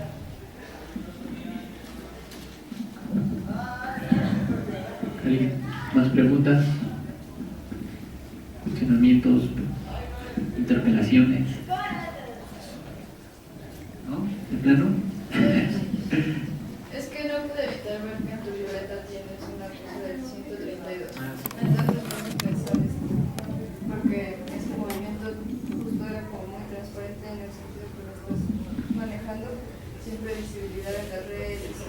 Me acuerdo mucho de esta dinámica que tenían de que tenías que sacarle foto a como la papeleta donde salían los votos registrados y ya tú lo registras en una página como para hacer esto. Y que a mí me parece muy interesante porque en México al menos creo que era la primera vez que se empezaba, que se daba como un movimiento así de redes sociales tan masivo, pero obviamente me parece interesante cómo jugaban con la transparencia. Obviamente era un movimiento que estaba condenado al fracaso, pero eso no era, digamos, su triunfo no era lo importante, sino la manera en la que estaban experimentando. Y lo estaban porque desde que salió, creo que la página, yo soy 132.com o algo así, y que tenías que registrar y todo eso, ya era medio sospechoso, pero igual estaba bien de las dinámicas. Entonces, tu ponencia, bueno, lo que nos contabas empezaba un poco con con la técnica y la tecnología y esto. Y creo que sí, justo como él logra ver, pues la tecnología es lo que de alguna manera es un concepto muy ambiguo, que a la vez que te impide cosas y que todo esta lógica del capitalismo te explota y esto, también te permite otras. Y por eso la famosa frase que usa de Holder, de ahí donde ves el peligro, te metes lo que salva. Y creo que en ese sentido no hay que ser tan conservadores como de decir que hay que apelar por el misterio, porque creo que el misterio siempre va a quedarse ahí, nunca vamos a poder develarlo todo completamente. Claro que actualmente estamos como en esa obsesión de intentar todo el tiempo estar mostrándonos o exponiéndonos, ¿no? Como lo dijiste de las redes sociales o de Instagram, como una exposición total. Pero bueno, la cosa sería, eso pienso yo, como incluso impulsar cada vez más esa exposición, a ver qué sale de ahí, ¿no? A ver qué pasa o a ver de qué manera se destruye algo, se crea algo. Creo que incentivarlo hasta su propio extremo y sus propias consecuencias también está interesante. Claro, sí, totalmente. Pero bueno, es que también hay una gran discusión ahí de que a lo mejor a muchos de los teóricos que estás citando y estas cosas que pasaron por occidentales, bueno, parece que todo el mundo es occidental, pero en esa historia, digamos, oficial de Occidente, ya Occidente va de salida, por decirlo así, de la modernidad, de los ideales, de los ideales modernos, ¿no? Pero pareciera que en México nunca en realidad llegó la modernidad con todos sus peligros, ¿no? Entonces esto, por ejemplo, del 132 y la transparencia, la exigencia por la verdad, todavía como si hubiera esa cosa, ¿no? La verdad y la transparencia y estas cosas, está muy extraño porque justamente ni siquiera podemos nosotros alcanzar todavía la transparencia y tú nos estás planteando ya un regreso de la transparencia, o sea, ya como vamos a ir más allá de la transparencia. Entonces, eso sería un debate que yo no sé cómo afrontarlo, ¿no? Si a lo mejor una opción es decir, no sé, tenemos que llegar primero a la transparencia y luego afrontar los peligros de la transparencia. Esa sería una opción. Otra sería, pues es que habría que aprovechar que nosotros nunca tuvimos transparencia ni nada parecido, ¿no? Y buscar otras formas, pero también quién sabe cuáles. No sé qué piensas. Sí, me parecen muy importantes ambas señalamientos y críticas que me parecen bien importantes. Fíjense, yo no diría que hay que escapar de la transparencia o hay que regresarnos, ¿no? Por ejemplo, yo no diría también en ese sentido que la alternativa a los peligros del Estado es regresar a las sociedades tribales, por ejemplo, ¿no? Como luego de pronto parece ese sueño medio New Age, ¿no? Entonces abracemos todos a la Pachamama y pues, yo creo que no, es decir, ¿para qué tener una regresión, ¿no? Cuando tenemos medios que nos permiten ir más allá de esto. En este sentido, yo no diría no a la tecnología, yo diría sí a un uso políticamente intervenido por la participación ciudadana de la tecnología, ¿no? Por ejemplo, ¿y por qué digo esto, no? Porque si pensamos en sentido estricto, todavía hace falta democratizar la democracia, ¿no? En el sentido más pleno de la palabra, la democracia participativa tiene ese contenido subversivo que es contrario a las demandas de la democracia representativa, ¿no? En donde el votante elige a su representante y se olvida de él por 6 años y después vota otra vez. Al revés, la democracia participativa tiene un contenido inmanente de cierto directismo, ¿no? Hay que recuperarlo hasta donde es posible, ¿no? Digo, hasta donde es posible porque México, pues, una democracia directa en México sería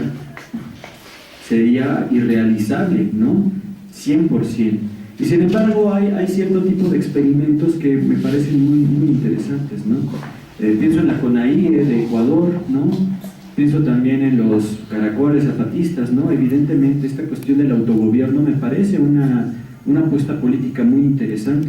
Creo que hay que tomarla en serio y hay que discutirla como en todos sus detalles, ¿no?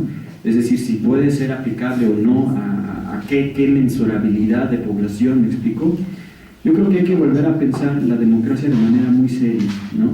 Y sobre todo, otra vez repolitizar nuestro pensamiento en torno a la democracia, ¿no? Porque hoy en día está siendo muy despolitizado, ¿no? Curiosamente por instituciones. Entonces ahí hay un peligro que nos aguarda, ¿no? Como decía. ¿Qué más? ¿Participaciones, dudas? Nada. No sé, bueno, voy a hacer la pregunta. Hace un rato hablabas ya bueno, citaste a Kant en esta idea que él plantea en que es la ilustración, y bueno, tenían ahorita esta discusión acerca de las redes sociales, la información, y bueno, yo no estaría de acuerdo con que la información necesariamente ya implica esta liberación de las tutelas de la razón, pero bueno, ¿cuál es tu posicionamiento ante eso? Es decir, en realidad estamos en un punto en el que con esa información ya tenemos esa mayoría de edad que Kant plantea, o qué pasa ahí, porque de pronto me parece que está diciendo que sí, que ya estamos en posibilidades de una madurez, ¿no? Social, supongo yo, ¿no? Una de las cosas que me queda clara con este fenómeno tan puntual que es la información hoy en día es que mayor información no implica mejores decisiones, ¿no? Creo que siguen siendo dos cuestiones disociadas todavía. Por ejemplo, cuando Kant hablaba acerca de liberarse de la tutela, hay algo muy importante que señalaba, que es el uso público de la razón, ¿no? En este uso público de la razón es el espacio de la crítica, decía Kant. Y claro, Kant estaba pensando en las tecnologías de comunicación que eran las de su tiempo, ¿no? Que empezaba a surgir el periódico, y entonces él escribió en este periódico haciendo ciudadanía, ¿no? Esa es una de las cuestiones interesantísimas de este texto de Kant. Es un texto pragmático porque hace ciudadanía, ¿no? Sin embargo, hoy en día, a la vuelta, ¿no? Y con el desarrollo de estas cuestiones, podríamos decir que no necesariamente la abundancia de información equivale a estar mejor comunicados con el otro, en el sentido de que no lo comprendemos mejor, ¿no? Más bien el otro se nos presenta como una especie de objetualidad de la cual podemos disponer, ¿no? Con un clic me gusta, ¿no? O que podemos compartir en nuestros muros, y entonces no hay como la dimensión ética queda suspendida por el umbral tecnológico. Creo que algo muy importante que hay que hacer hoy en día es cómo pensar una ética en un mundo de redes sociales, ¿no? Es decir, ya no, nuestras respuestas ya no pueden ser las de Aristóteles, ¿no? Por el amor de Dios, por favor, no. Nuestras respuestas ya no pueden ser las de Homero, ¿no? Y ir como Aquiles cortando cabezas por la vida, ¿no? Nuestras respuestas tienen que ser acordes a los medios de los cuales disponemos, ¿no? Tenemos este tipo de redes sociales, y sin embargo, estas redes sociales perfilan justamente el tipo de subjetividad al cual le dan asilo, ¿no? Al mismo tiempo, dicho de otra manera, como decía un poco Paul Virilio, ¿no? A quien no pude comentar aquí desafortunadamente. Virilio decía que con la invención de la tecnología también inventamos el accidente, ¿no? Hicimos posible el accidente. Con la invención del Titanic, pues fue posible el hundimiento del Titanic. Con la invención del automóvil, pues el tráfico y los choques automovilísticos, ¿no? La tecnología inventa su posibilidad de lo accidental, ¿no? El accidente es cooriginario a la tecnología. Hoy en día, ¿qué accidentes estamos alcanzando en el mundo contemporáneo, ¿no? ¿Y cuáles son los que están afectando a la subjetividad de manera importante, ¿no? Con el desarrollo de la tecnología también viene la obsolescencia, ¿no? La obsolescencia es algo que es constitutivo de la tecnología como tal, ¿no? ¿Qué cambios está operando a nivel subjetivo? Y cuando digo subjetivo, de nuevo, en un sentido generalizado, no en un sentido de principio de socialización, la abundancia de información nos permite desarrollar más el sentido de la realidad, o el principio de placer está ahí trabajando y está siendo obstruido, obstaculizado. Esas son preguntas interesantes, ¿no? ¿Quién de nosotros hoy en día alcanza una experiencia plena, ¿no? En el sentido más propio de la palabra, es decir, una experiencia cargada de sentido, cargada de relación con el otro, cargada de historia también, ¿no? Más bien, suele pasar que estar sujetos al exceso de información nos hace también estar sujetos como a la socialización de la ignorancia, ¿no? Este es un efecto paradójico de la difusión de las comunicaciones, ¿no? En un mundo más comunicado, la humanidad se entiende muy poco, ¿no? Entonces yo creo que son problemas que hay que plantear como con mucho rigor hoy en día, ¿no? Ese es el trabajo de la filosofía, ¿no?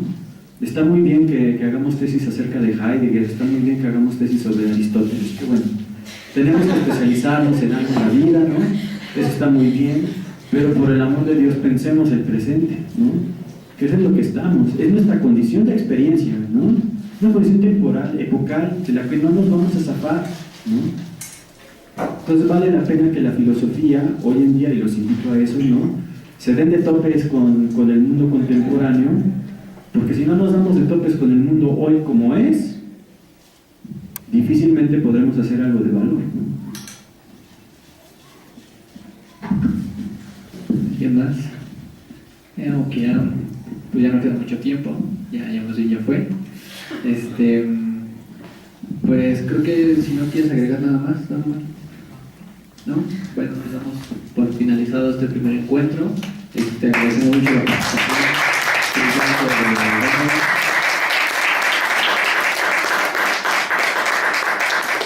Y pues a seguir dándonos de tumbos con la filosofía.